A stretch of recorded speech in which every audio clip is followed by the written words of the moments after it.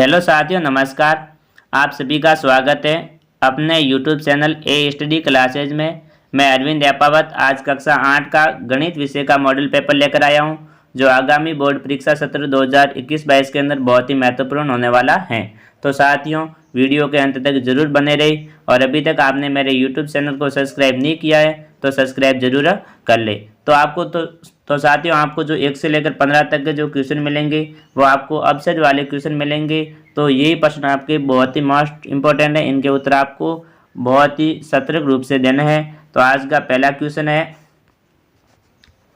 संख्या -7/19 का योज्य प्रतिलोम लिखिए। तो योज्य प्रतिलोम का मतलब होता है विलोम होता है। ए के अंदर 7/19, बी के अंदर 19/7, सी के अंदर संख्या नहीं दी हुई है, इनमें से कोई नहीं। तो साथियों, इसका जो सही आंसर हो जाएगा वो हो जाएगा ए ऑप्शन हो जाएगा 7/19, जो योज्य प्रतिलोम होता है। मैंने आपको पहले भी बता दिया कि वो विलोम होता है। जो माइनस की संख्या वो प्लस में हो जाएगी, जो प्लस की संख्या वो माइनस में हो जाएगी। अगला क्वेश्चन है आपका सेकंड क्वेश्चन है, 7x - 9 = 16 समीकरण का हल होगा। ए के अंदर -25/7, बी के अंदर 25/7, सी के अंदर 9/25 और डी के अंदर -7/25। तो साथियों, इसका जो सही आंसर हो जाएगा वो हो जाएगा बी ऑप्शन हो जाएगा 25/7। ये किस प्रकार से आया, देखो 7x - 9 = 16, तो क्या हो जाएगा 7x = 16। 9 का पक्षांतर करेंगे, जो माइनस की संख्या वो प्लस में बदल गई, तो 7x बराबर कितने आ गए 25 आ गए। जब हम x बराबर तो क्या हो जाएगा 25/7 आ जाएंगे, तो बी आंसर इसका राइट हो जाएगा। अगला क्वेश्चन है आपका तीसरा है, परिमेय संख्या किसके लिए संवृत गुण धर्म का पालन नहीं करता है।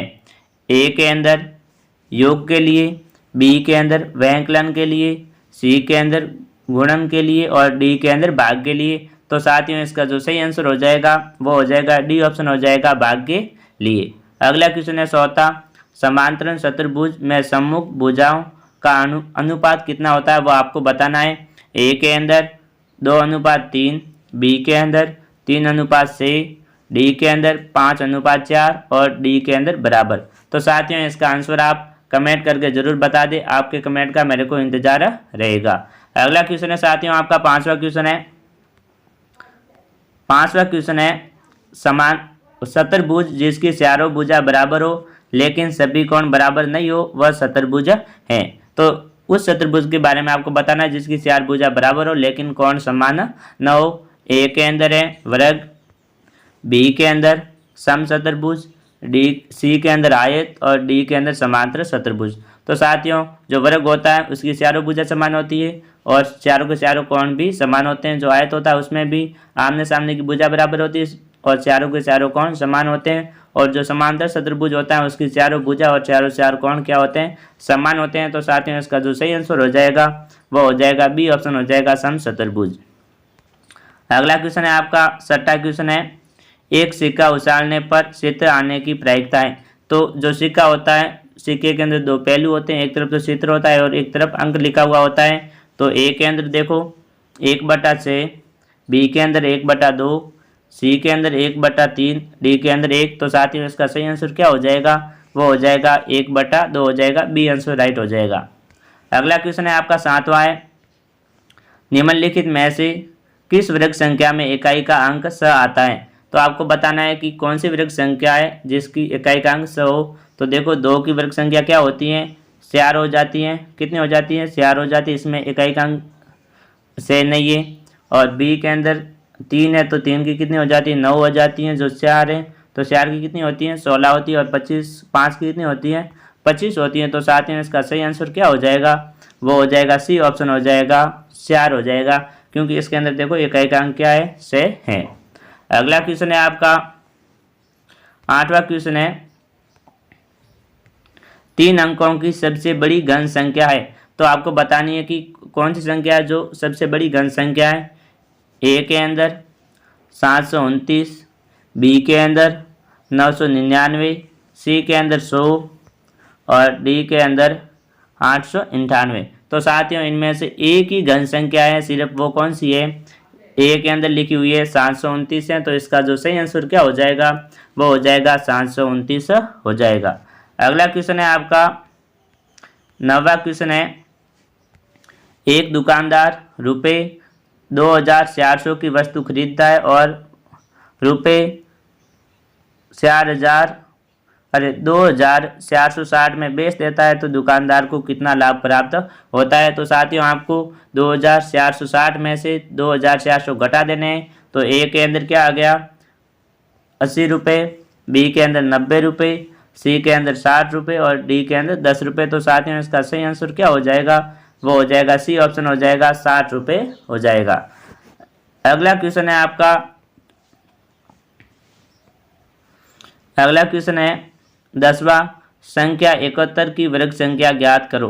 तो आपको 71 की वर्ग संख्या ज्ञात करनी है, तो क्या करोगे आप 71 × 71 कर दोगे तो आपको वर्ग संख्या मिल जाएगी। तो इसका जो सही आंसर क्या हो जाएगा साथियों, जो जब हम 71 को 71 से गुणा करते हैं तो आ जाते हैं 5041 आ जाते हैं। कितने आ जाते हैं 5041 आ जाते हैं। तो देखो इनमें से 5041 कौन से ऑप्शन में है, बी ऑप्शन में है। तो इसका सही आंसर क्या हो जाएगा, बी ऑप्शन हो जाएगा 5041। अगला क्वेश्चन है आपका 11वां क्वेश्चन है, संख्या 3 की घात -2 का मान होगा। तो आपको बताना है कि 3 की घात -2 का मान कितना होगा। तो देखो ए के अंदर -1/9, बी के अंदर -9, सी के अंदर 9 और डी के अंदर 1/9। तो साथियों इसका क्या सही आंसर क्या हो जाएगा, वो हो जाएगा डी ऑप्शन हो जाएगा 1/9 हो जाएगा। क्या हो जाएगा 1/9 हो जाएगा। अगला क्वेश्चन है आपका, साथियों इस क्वेश्चन में मैं भी थोड़ा कन्फ्यूजन है, आप मेरे को कमेंट करके ज़रूर बता दें। या तो इसका आंसर सी होना चाहिए या फिर ये मेरे हिसाब से जो 99% है वह होना चाहिए 1/9 होना चाहिए। तो आप कमेंट करके ज़रूर बता दें इन दोनों में से क्या होता है। अगला क्वेश्चन है आपका 12वां क्वेश्चन है, किसी निर्देशांक तल में किसी बिंदु की x अक्ष से लंबवत की दूरी को कहते हैं। तो क्या कहते हैं, ए के अंदर कोटि, बी के अंदर भुज, सी के अंदर निर्देशांक और डी के अंदर चतुर्थांश। तो साथियों इसका सही आंसर क्या हो जाएगा, जब आपको x अक्ष से लंबवत की दूरी पूछे तो हो जाती है कोटि, और यदि आपको y अक्ष से लंबवत की दूरी पूछे तो हो जाती है क्या हो जाती है, भुज हो जाती है। यहाँ पर भुज नहीं, भुजा नहीं, भुज है, क्या हो जाती है, भुज हो जाती है। अगला क्वेश्चन है आपका 13वां है, एक पासे में कितने फलक होते हैं। तो एक पासे के अंदर कितने फलक होते हैं ये सभी को पता है। ए के अंदर 2, बी के अंदर 6, सी के अंदर 12, डी के अंदर 36। तो साथियों इसका सही आंसर क्या हो जाएगा, वो हो जाएगा बी ऑप्शन हो जाएगा, एक पासे के अंदर 6 फलक होते हैं। अगला क्वेश्चन है आपका 7वां क्वेश्चन है, गुणनखंड a² - 2 गुणनखंड x² - 2xy + y² का मान होगा। तो साथियों ये आपको पता है सर समीका एक a² - 2ab + b के होल स्क्वायर वाली सर समीका है। तो इसका सही आंसर डायरेक्ट मैं आपको बता देता हूँ, क्या हो जाएगा, सी ऑप्शन हो जाएगा, x - y² हो जाएगा। अगला क्वेश्चन है 15वां, एक अद्वितीय चतुर्भुज प्राप्त करने के लिए कुल मापों की आवश्यकता होती है। तो कितनी होती है कुल मापों की आवश्यकता, ए के अंदर 4, ए के अंदर 2, बी के अंदर 3, सी के अंदर 4 और डी के अंदर कितनी है, 5 है। कितनी है, 5। तो साथियों इसका सही आंसर क्या हो जाएगा, वो हो जाएगा डी ऑप्शन हो जाएगा, कम से कम हमें 5 मापों की आवश्यकता होती है जिससे अद्वितीय समांतर चतुर्भुज जो प्राप्त किया जा सकता है। अगला क्वेश्चन है आपका सेकंड क्वेश्चन है, निम्नलिखित प्रश्नों में रिक्त स्थानों की पूर्ति करते हुए उत्तर पुस्तिका में उत्तर लिखिए। तो आपको इसके अंदर खाली जगह भरनी है। क्या भरनी है, खाली जगह। तो पहली खाली जगह है आपकी, 2 परिमेय संख्याओं का गुणनफल हमेशा होता है। तो 2 परिमेय संख्याओं का गुणनफल हमेशा परिमेय संख्या होता है। कैसा होता है, परिमेय संख्या होता है। इसके अंदर पहली खाली जगह के अंदर आ जाएगा परिमेय संख्या होता है। दूसरी खाली जगह है आपकी, समांतर चतुर्भुज के विकर्ण एक दूसरे को करते हैं तो जो समांतर चतुर्भुज के जो विकर्ण होते हैं वो एक दूसरे को क्या करते हैं, समद्विभाजित करते हैं। क्या करते हैं, समद्विभाजित। तो इसके अंदर आ जाएगा समद्विभाजित करते हैं, खाली जगह के अंदर आ जाएगा समद्विभाजित। तीसरी खाली जगह है आपकी 729 का वर्गमूल होता है। तो जो 729 है वह किसकी वर्ग की संख्या है वो आपको बता देना है। तो इसके अंदर हो जाएगा 27। क्या आ जाएगा, 27। जब हम 27 को 27 से गुणा करते हैं या वर्ग संख्या ज्ञात करते हैं तो कितनी आ जाती है, 729 आ जाती है। अगला क्वेश्चन है जो आपकी अगली खाली जगह है साथियों, एक आयत चतुर्भुज होता है। तो एक आयत कैसे चतुर्भुज होता है, समांतर चतुर्भुज होता है। कैसे, एक आयत समांतर चतुर्भुज होता है। अगली खाली जगह है आपकी 5वीं, किसी संख्या का 4 गुना होना उस संख्या में प्रतिशत के वृद्धि के बराबर होता है। तो साथियों इसका आंसर आप कमेंट करके जरूर बता दें कि इसके अंदर कितना प्रतिशत आएगा। अगला क्वेश्चन है, तीसरा क्वेश्चन है, दो पूर्ण संख्याओं का अंतर 66 है। यदि उनमें से 2:5 का अनुपात है तो वह संख्या ज्ञात कीजिए। तो इसके अंदर आपको संख्या ज्ञात करनी है। तो साथियों मैं सभी क्वेश्चनों के आंसर नहीं बता पाऊंगा क्योंकि वीडियो बहुत लंबी हो जाएगी, इसलिए मैं एक बार सभी प्रश्नों को पढ़ लेता हूं। जो थोड़े बहुत जो क्वेश्चन है मैं उनके आंसर आपको जरूर बता दूंगा। तो मैं इसका आंसर मैं आपको बता देता हूं कि इसका क्या हो जाएगी वो दो संख्या। तो देखो जो आपको अनुपात दिया गया है उसे आपको मान लेना है कि जो पहली संख्या है वो तो 2x है, जो दूसरी संख्या वो क्या हो जाएगी 5x है। तो अब देखो इन दोनों में अंतर पूछा है। अंतर का मतलब क्या होता है, घटाना होता है। क्या होता है, माइनस होता है। तो माइनस बराबर कितने हैं, 66। कितने हो जाते हैं, 66 संख्या दी हुई है। तो क्या करोगे, इनमें से आप घटा दोगे तो पीछे बचते हैं 3x बराबर 66। तो आप क्या करोगे, x बराबर 66/3 कर दोगे, भाग दे दोगे तो x का मान कितना आ जाएगा, 22 आ जाएगा। कितना आ जाएगा, 22। तो सबसे पहले देखो 2 अनुपात दिया है तो हमने 2x माना है। तो क्या करोगे, 2 का मान 22 के अंदर रखोगे तो 2 को 22 से गुणा कर लोगे, कितने आ जाएंगे, 44। तो पहली संख्या कितनी आ गई आपको, आपके पास आ गई 44 आ गई। पीछे बची दूसरी संख्या, तो क्या करोगे आप 22 को गुणा कर लोगे 5 से, क्योंकि हमने एक संख्या कितनी मान रखी है, 5x मान रखी है। जब हम 22 को 5 से गुणा करते हैं तो कितने आ जाते हैं, 110 आ जाते हैं। कितने आ जाते हैं, 110 आ जाते हैं। तो ये हो जाएगा इसका सही आंसर। जो पहली संख्या है वो तो 44 है, जो दूसरी संख्या है वो कितनी हो जाएगी, 110 हो जाएगी। अगला क्वेश्चन है आपका चौथा क्वेश्चन है, निम्नलिखित आकृति में x कोण का माप ज्ञात कीजिए। तो इसके अंदर आपको जहाँ पर ये x लिखा हुआ है इसका मान ज्ञात करना है। तो मैं आपको बता देता हूँ, हम सभी जानते हैं कि समांतर चतुर्भुज के अंत्य कोणों का योग कितना होता है, 360 डिग्री होता है। कितना होता है, 360 डिग्री होता है। तो देखो यहाँ पर ये बाहर की तरफ भी 90 डिग्री का कोण है, तो अंदर भी 90 डिग्री का कोण होगा। कितना होगा साथियों, 90 डिग्री का कोण होगा। ये परफेक्ट हो चुका है। तो देखो अगला है, तो क्या हो जाएगा, इसके अंदर आपको जोड़ना है 90 + 70 + 60 और इसके अंदर x में प्लस और लगा देना बराबर 360 टोटल योग होता है। जब इसको जोड़ते हैं तो कितना हो जाएगा, x + 220 बराबर 360। आपको इस प्रकार से इसको हल करना है। फिर x बराबर 360 माइनस 220 कितने हो जाएंगे, 220। तो x का मान कितना आ गया, वो आ जाएगा, जब घटाएंगे तो पीछे कितने बचते हैं, 140। तो x कोण का मान कितना आ जाएगा, यहाँ पर 140 डिग्री आ जाएगा। अगला क्वेश्चन है आपका पांचवा क्वेश्चन है।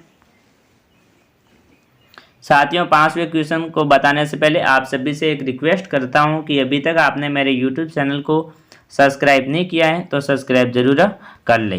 तो साथियों 5वां क्वेश्चन है, एक थैले में 4 लाल गेंदे और 2 पीली गेंदें हैं। थैले के अंदर बिना देखे गेंद निकाली जाती है तो एक लाल गेंद प्राप्त करने की प्रायिकता होगी। तो साथियों सबसे पहले देखो थैले के अंदर कितनी लाल गेंद कितनी है, 4 है, और पीली गेंद कितनी है, 2 है। तो जो इनकी टोटल हो जाएगी वो कितनी होगी, 6 गेंदें हैं। जो टोटल है वो कितनी गेंदें होगी साथियों, 6 गेंदें हैं। तो क्या करोगे आप, इसके अंदर आपको लिखना है जो लाल गेंदें कितनी है सिर्फ वो लिखना है। तो लाल गेंदें कितनी है, 4 हैं। तो आप लिख दोगे 4/6। जब एक निश्चय गेंदें हैं, जब हम उसमें से लाल निकालने की कोशिश करेंगे तो 4 में से एक तो आएगी, तो इसको भी इसका जो हो जाएगा, जो प्रायिकता हो जाएगी वो हो जाएगी 4/6। यदि हम इसको भी छोटे रूप में लिखना चाहते हैं तो इन दोनों के अंदर 2 का भाग जाता है, तो इन दोनों के अंदर 2 का भाग दिया तो क्या आ जाएगा, 2:3 आ जाएगा। जो लाल गेंद निकालने की प्रायिकता कितनी हो जाएगी, 2/3 हो जाएगी। अगला क्वेश्चन है साथियों आपका 6वां क्वेश्चन है, संख्या 12 और 13 के वर्ग के बीच में कितनी संख्या है। तो इसके अंदर आपको क्या करना है, सबसे पहले दोनों की वर्ग संख्या ज्ञात कर देनी है। जब हम 12 का स्क्वायर करते हैं तो कितने आ जाते हैं, 144 आ जाते हैं। कितने आ जाते हैं, 144। जब हम 13 का स्क्वायर करते हैं तो कितने आ जाते हैं, 169 आ जाते हैं। फिर आपको क्या करना है, 169 में से 144 घटा देना है, तो पीछे कितने बचती है, 25 बचते हैं। तो 12 व 13 के वर्गों के बीच में जो संख्याओं की जो संख्या है वो कितनी है, 25 संख्या है। कितनी है, 25 संख्या है। अगला क्वेश्चन है, तो साथियों मैं सभी के आंसर अब नहीं बता पाऊंगा, मैं एक बार फटाफट जो क्वेश्चन है मैं पढ़ लेता हूं। तो साथियों ये परीक्षा की दृष्टि से बहुत ही महत्वपूर्ण प्रश्न है, आप जरूर इन्हें हल कर ले और अपनी कॉपी के अंदर उतार ले, फिर आप अपनी पाठ्य पुस्तक की सहायता से इसे हल कर ले। और अभी तक आपने मेरे यूट्यूब चैनल को सब्सक्राइब नहीं किया है तो सब्सक्राइब जरूर कर ले। तो क्वेश्चन है 7वां, परीक्षित प्लास्टिसिन का एक घनाभ बनाता है जिसकी भुजा एक तो 5 सेमी है, एक 2 सेमी है, एक 5 सेमी है। एक घनाभ बनाने के लिए ऐसे कितने घनाभों की आवश्यकता होगी। अगला क्वेश्चन है आपका 8वां क्वेश्चन है, सोहन ने एक पुराना रेफ्रिजरेटर ₹2500 में खरीदा, उसने ₹500 उसकी मरम्मत पर खर्च किए और ₹3300 में बेच दिया, उसका लाभ अथवा हानि प्रतिशत ज्ञात कीजिए। तो इसके अंदर आपको लाभ और हानि ज्ञात करनी है।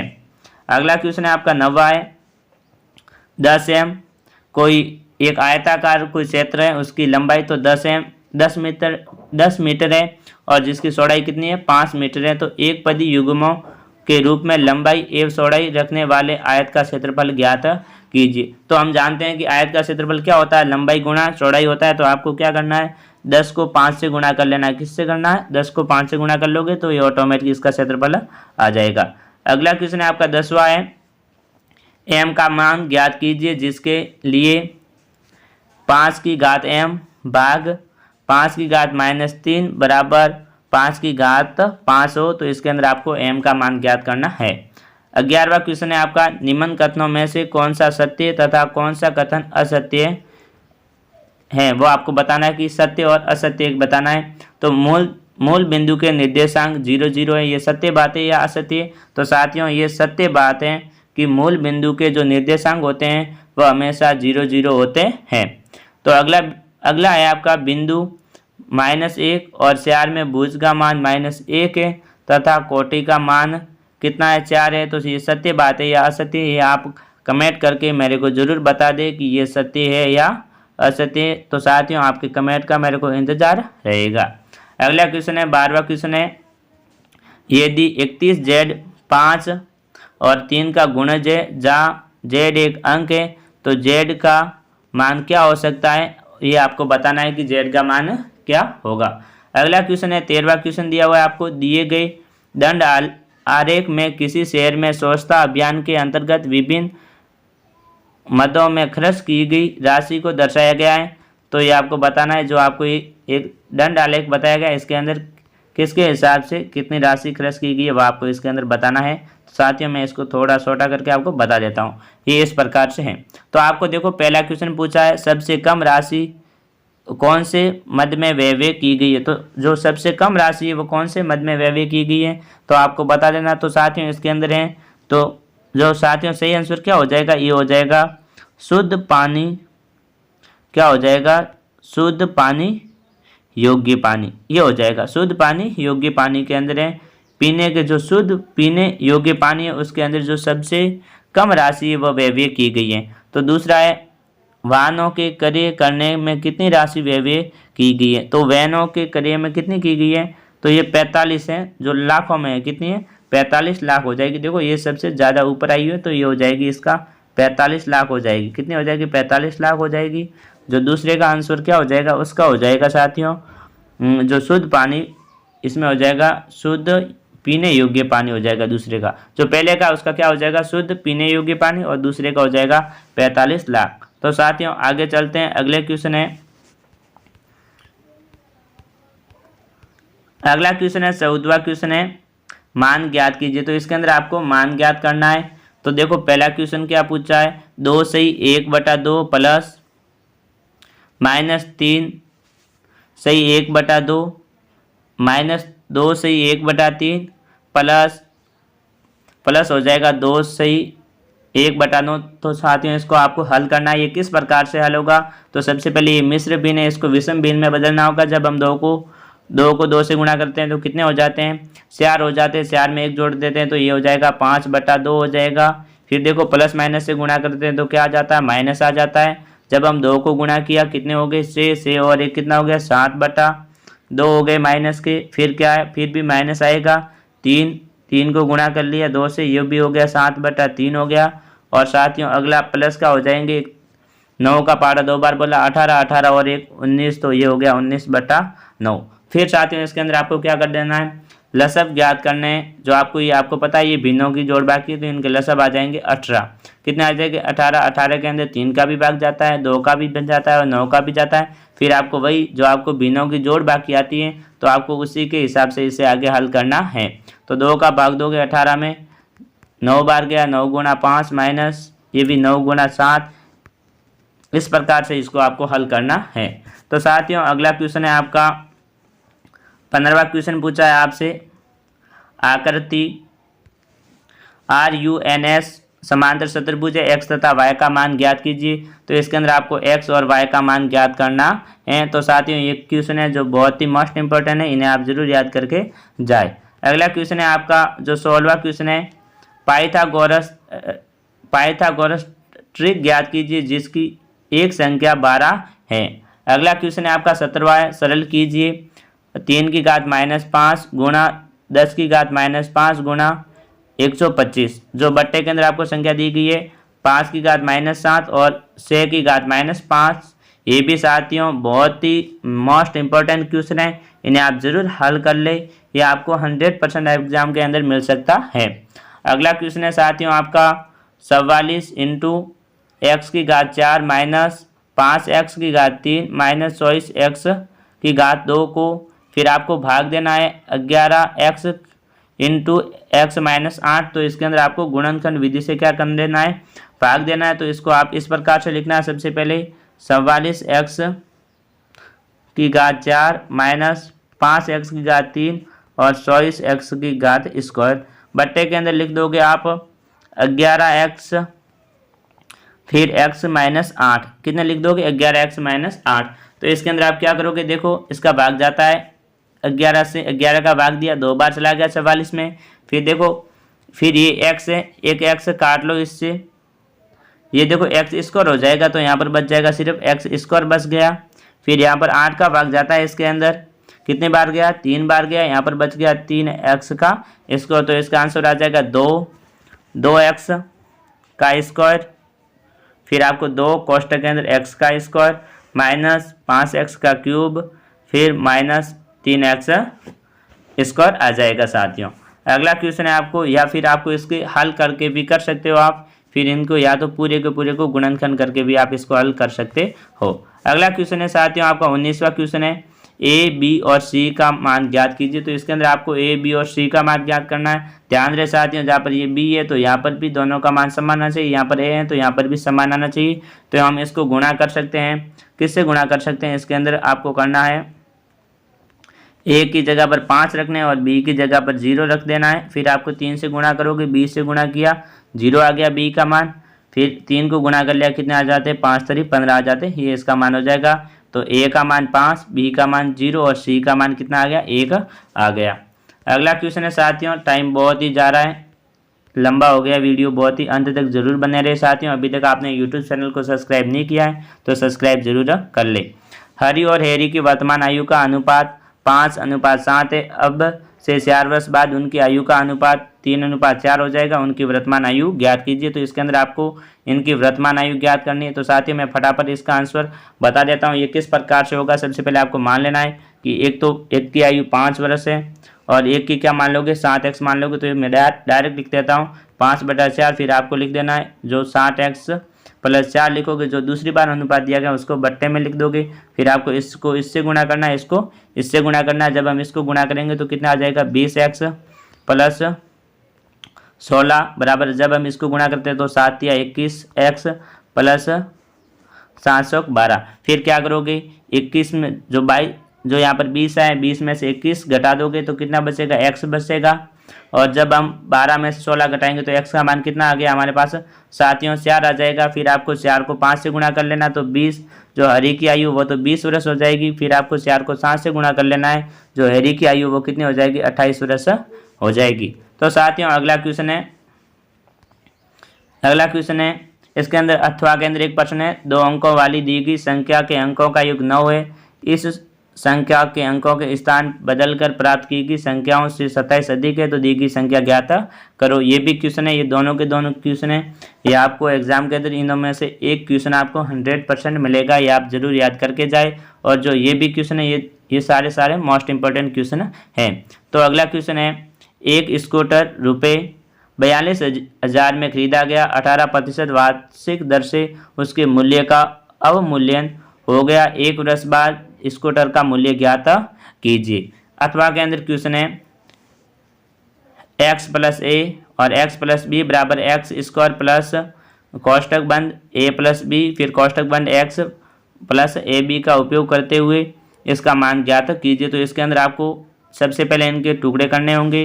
तो किस प्रकार से करोगे, आपके 100 है तो इसका हो जाएगा 100 + 3, एक टुकड़ा हो जाएगा, एक हो जाएगा 100 + 4। इस प्रकार से आपको टुकड़े करके इनको हल करने हैं। अगला क्वेश्चन है साथियों आपका 22वां क्वेश्चन है, दिए गए पाठ 60 में पैदल यात्रियों का वाहन चालकों की विभिन्न गलतियों को दर्शाया गया है, इनमें से कोई 2 सूचनाओं को निरूपित करने वाले वृत्त का भाग में ज्ञात कीजिए। तो देखो साइकिल है वो 20% है, मोटरसाइकिल वाले 25% है, बस या कार 40% और पैदल वालों की है 20% है। इसको आपको पूरा हल करना है। इसके अंदर अथवा के अंदर एक क्वेश्चन मिला है आपको, 360 व्यक्तियों के एक समूह से 3 ऋतुओं वर्षा, सर्दी और गर्मी में अपनी मनपसंद ऋतुओं के मतदान करने का कहा गया है। तो देखो ऋतु है, मतों की संख्या ग्रीष्म ऋतु में 90 मत आए और वर्षा के अंदर 120 आए और शीत ऋतु के अंदर 150 आए। तो इनको आपको त्रिखंड एक केंद्रीय कोण बनाना है। आपको इस प्रकार से गोला बनाना है। फिर आपको एक की जगह कितने, सिर्फ 3 ऋतु है तो आपको इसके 3 भाग करने हैं। शीत ऋतु के अंदर 150 लिख देना है, फिर आपको 120 लिख देना है, फिर ग्रीष्म के अंदर आपको 90 लिख देना है। इस प्रकार से जिसके हिसाब से हो वो आपको करना है, सही से बनाना है। अगला क्वेश्चन है साथियों आपका, जो मेरे हिसाब से अंतिम क्वेश्चन है, निम्न तालिकाओं में दी गई राशियों का आलेख बनाइए। तो आपको जो ग्राफ वाला क्वेश्चन है वो आपको 100% मिलेगा। तो इसके अंदर देखो सेबों की संख्या दी गई 1 2 3 4 5, जो मूल्य बताया गया है रुपयों में 5 रुपये, 10 रुपये, 15 रुपये और 25 रुपये। तो इस प्रकार से आपको बनाना है। यहाँ पर सेबों की संख्या लिख देनी है, फिर आपको इस प्रकार से सीधा सीधा एक ग्राफ जाएगा। इस प्रकार से ये हो जाएगा, यहाँ पर 5 10 इस प्रकार से रुपये दर्शा देना, ये सीधा सीधा होगा एक ग्राफ। अगला क्वेश्चन है, इसके अंदर अथवा के अंदर आपको एक प्रश्न दिया गया है, विभिन्न वर्षों में किसी पर्वतीय नगर में हिमपात के दोनों की संख्याओं का रेखिक आलेख बनाइए। तो इसके अंदर भी आपको रेखिक आलेख बनाना है, जो आपको सबसे पहले इसी प्रकार से आपको बनाना है। फिर आपको यहाँ पर दिनों के नाम लिख देने, फिर 1 2 4 यहाँ नहीं साथियों, यहाँ पर आपको जो वर्ष है वो लिख देने, फिर यहाँ पर जो दिन लिख देने 8 10 10 दिन 15 दिन। फिर आपको इस प्रकार से ये बनाना है। तो साथियों ये था आज का गणित का मॉडल पेपर, जो आगामी बोर्ड परीक्षा के अंदर बहुत ही महत्वपूर्ण रहने वाला है। तो साथियों आप इसे ज़रूर याद करके जाए, और अभी तक आपने मेरे YouTube चैनल को सब्सक्राइब नहीं किया है तो सब्सक्राइब जरूर कर ले, और इस वीडियो को लाइक करना और अपने साथियों को शेयर करना बिल्कुल भी ना भूले। जय हिंद साथियों, जय भारत।